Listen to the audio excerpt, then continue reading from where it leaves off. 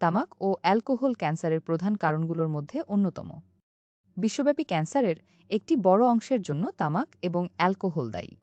এগুলি ক্যান্সার সৃষ্টির জন্য সরাসরি ও পরোক্ষভাবে কাজ করে, এবং এই অভ্যাসগুলি দীর্ঘদিন ধরে চলতে থাকলে শরীরের বিভিন্ন অঙ্গের ওপর মারাত্মক প্রভাব ফেলতে পারে। তামাক সেবন, বিশেষ করে সিগারেট ধূমপান, ক্যান্সারের অন্যতম প্রধান কারণ হিসেবে পরিচিত। তামাকে প্রচুর ক্ষতিকর রাসায়নিক উপাদান থাকে, যা শরীরের কোষগুলির ডিএনএতে পরিবর্তন ঘটায়।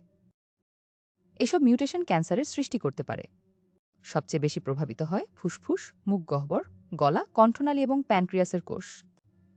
তামাকের ধোঁয়া সরাসরি শ্বাসনালী এবং ফুসফুসে প্রবাহিত হয়, ফলে ফুসফুস ক্যান্সার সহ অন্যান্য ক্যান্সারের ঝুঁকি বাড়ে। অ্যালকোহলও ক্যান্সারের একটি গুরুত্বপূর্ণ কারণ হিসেবে কাজ করে।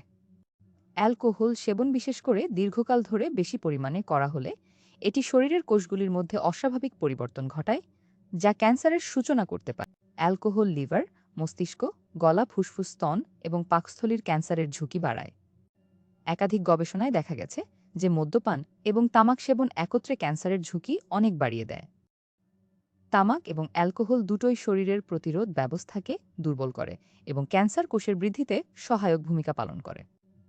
তাই এগুলি পরিহার করা ক্যান্সার প্রতিরোধে একটি অত্যন্ত কার্যকরী উপায়।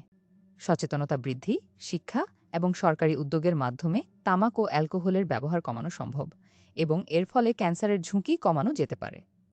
তামাক ও অ্যালকোহল পরিহারের মাধ্যমে ক্যান্সারসহ অনেক ধরনের মারাত্মক রোগের ঝুঁকি কমানো সম্ভব। ক্যান্সার প্রতিরোধে আমাদের সচেতনতা এবং জীবনযাত্রার সঠিক পরিবর্তন অত্যন্ত গুরুত্বপূর্ণ।